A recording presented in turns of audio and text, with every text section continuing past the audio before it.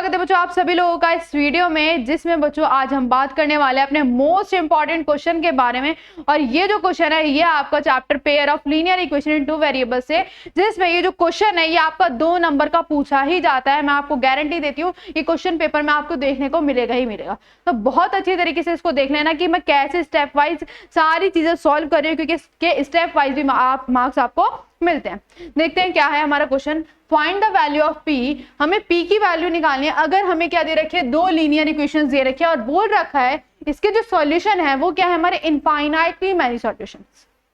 ठीक है, हमारे पास 3 सॉल्यूशंस होते हैं। एक तो यूनिक सॉल्यूशन होता है, एक हमारा 2 सॉल्यूशन वाली इक्वेशन होती है और एक इनफाइनाइटली मैनी। आप में से तीनों में से कोई सा भी क्वेश्चन पूछ सकता है, लेकिन पैटर्न जो रहेगा वो आपका यही रहने वाला है। ठीक है, चलिए देखते हैं। हमें 2 इक्वेशंस दे रखी है, अब हमें p की वैल्यू फाइंड करनी है। सबसे पहले हम क्या करते हैं, a1 a2 b1 b2 और c1 c2 को हम पहचानते हैं, किस तरह से हम वो निकालते हैं। हमें 2 इक्वेशंस दे रखी है। सबसे पहली इक्वेशन ये है, सेकेंड इक्वेशन बच्चों क्या दे रखी है, दे रखी है। ठीक है, पहली इक्वेशन को पकड़ते हैं, p माइनस 3 इंटू में x प्लस में 3 इंटू में y इज इक्वल टू में क्या दे रखा है, p दे रखा है। ठीक है, ऑन कंपेयरिंग बेटा, जब हम कंपेयर करेंगे कौन सी इक्वेशन से, जो हमने पढ़ी थी, कौन सी पढ़ी थी, a1x प्लस में b1y प्लस में c1 इज इक्वल टू में 0। तो इन दोनों को कंपेयर करके हम क्या निकालेंगे, a1 की वैल्यू, b1 की वैल्यू और c1 की वैल्यू। जल्दी से निकाल लेते हैं। जो x के साथ होता है वो a1 होता है, तो हम यहाँ पे कह सकते हैं कि a1 जो हो जाएगा वो p माइनस 3 हो जाएगा।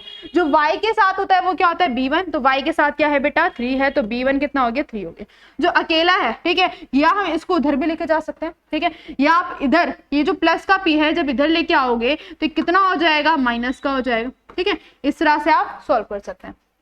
यहाँ पे c की वैल्यू बेटा कितनी आ गई, माइनस का p आ गया। क्लियर है इतनी बात। अब हम दूसरी वाली इक्वेशन को कंपेयर करेंगे। दूसरी वाली इक्वेशन क्या है बेटा, ये वाली। ठीक है, आपको सारी चीजें आपको लिख के दिखानी पड़ेंगी। ऑन कंपेयरिंग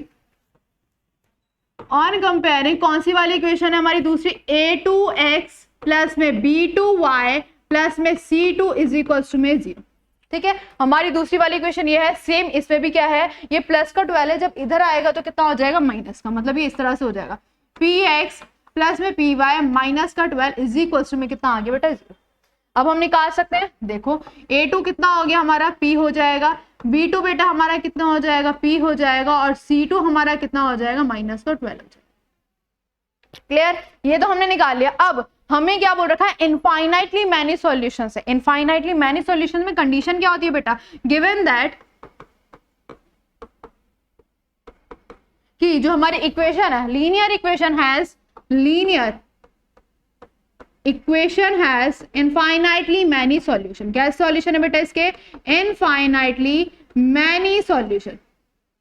ठीक, तो जब मैनी सॉल्यूशंस होते हैं तो हमारे पास हमारी जो कंडीशन होती है वो क्या होती है कि a1 अपॉन में a2 is equal to b1 upon में b2 and is equal to c1 upon में क्या हो जाता है, c2 हो जाता है। ये हमें पता है। ठीक है, फिर तीनों जो चीजें हैं वो हमारी क्या हो जाती है, इक्वल हो जाती है। अब तीनों चीजें इक्वल है तो हम क्या करेंगे, सिर्फ हम इनकी वैल्यूज को यहाँ पे क्या कर देंगे, पुट कर देंगे एंड देन क्या कर देंगे बेटा, सॉल्व कर देंगे। आ जाओ वैल्यूज को पुट करने का काम करते हैं। सबसे पहले हमें a1 पता है कितना है, p माइनस का 3, a2 बेटा कितना है, p है, b1 कितना है बेटा हमारा 3 है, और b2 कितना है हमारा, p है। अगर हम c1 की बात करें तो c1 है हमारा माइनस का p, एंड c2 की अगर हम बात करें तो माइनस का 10। क्लियर हो गई थी बात। अब क्या करेंगे, एक एक करके सॉल्व करना स्टार्ट करेंगे। कैसे सॉल्व करेंगे मैम, सबसे पहले हम इन दोनों को पकड़ेंगे, हम इन दोनों को ले लेंगे। ठीक है, इन दोनों को लिया। अब जब सॉल्व करा, आगे देख लेते हैं। देखो क्या दे रखा है हमें, p माइनस का 3, p माइनस 3 अपॉन में बेटा कितना है, p है, इज इक्वल्स टू में 3 अपॉन में बेटा कितना है, p। ठीक है, इतनी बात क्लियर है। अब क्या करेंगे, इनकी क्रॉस मल्टीप्लाई, इसकी इससे कर दो और इसकी क्या कर दो, इससे कर दो। ठीक है, चलो जब इसके इससे करोगे तो आ जाएगा p माइनस का 3, और ये बेटा कितना आ जाएगा हमारा, 3 इज इक्वल्स टू में p। क्लियर है, यहाँ से p से p चला गया, यहाँ कितना बचा, p माइनस का 3 इज इक्वल्स टू में कितना है, 3 है। ये माइनस का 3 है बेटा, उधर हो जाएगा तो कितना हो जाएगा हमारा, 6 हो जाएगा, और जो हमारी p की वैल्यू आ गई वो कितनी आ गई बेटा, 6 आ गई। तो यही था बेटा हमारा आंसर। क्लियर है, सिर्फ आपको क्या करना है, एक पेयर को उठा लेना, या तो आप ये वाले पेयर को उठा लो या ये वाले पेयर को उठा लो। ठीक है, आंसर दोनों से क्या आना है बेटा, सेम ही आने वाला है। अब ये देखते हैं कि कौन से स्टेप के कितने मार्क्स मिलते हैं। ये हमें पता है, जो पूरा क्वेश्चन है कितने मार्क्स आता है, 2 मार्क्स आता है। अब स्टेप मार्किंग देखो ध्यान से। सबसे पहले ये वाला जो आप पार्ट करेंगे, ये वाला जो आप पार्ट करेंगे, ये वाली जो चीज है आपकी, ये जो जिसमें आपने A1, B1 और C1 निकाला है, ये जितनी भी चीजें बेटा ये आपकी आ जाएगी हाफ मार्क्स।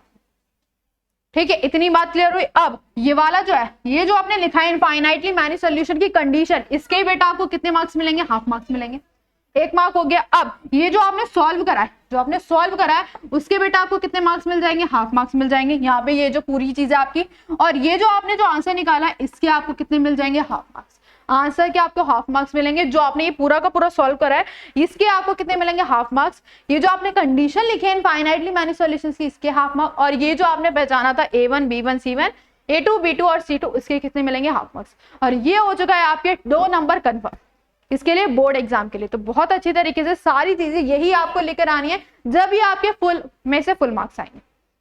आई होप आपको वीडियो अच्छी लगी। मिलते हैं बच्चों नेक्स्ट वीडियो में।